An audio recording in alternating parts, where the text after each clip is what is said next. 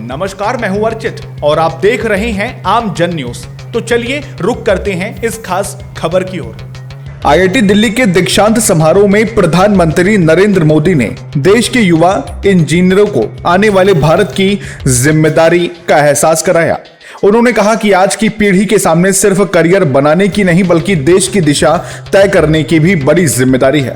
शनिवार को आईआईटी दिल्ली के 97वें दीक्षांत समारोह में बोलते हुए मोदी ने कहा कि हर पीढ़ी की अपनी चुनौतियां और जिम्मेदारियां होती हैं। इस पीढ़ी के लिए आने वाला समय और बेहद चुनौतीपूर्ण है, इसलिए ये समझे कि अगले 35 साल में आपका काम विकसित भारत का आधार होगा। उनके मुताबिक युवाओं का काम विकसित भारत की नींव मजबूत करेगा।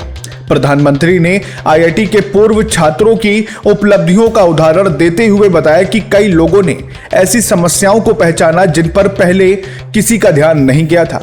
यही सोच नए समाधान और नई उपलब्धियों का रास्ता खोलती है। उन्होंने छात्रों को लगातार सीखते रहने की सलाह दी और कहा, इसलिए हमेशा सीखते रहे, सिर्फ सवाल ना पूछे और उनके समाधान भी खोजे।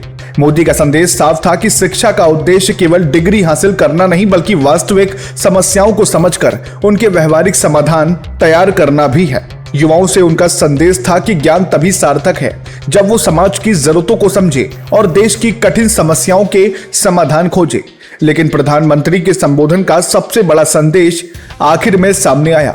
उन्होंने युवाओं को याद दिलाया कि आने वाले 35 साल केवल उनका व्यक्तिगत भविष्य नहीं बनाएंगे बल्कि भारत के विकसित राष्ट्र बनने की यात्रा का आधार भी तय करेंगे। फिलहाल आपका इस खबर को लेकर क्या विचार है? अपनी राय कमेंट बॉक्स में जरूर साझा करें, लाइक करें, शेयर करें और सब्सक्राइब करें आम जन न्यूज को।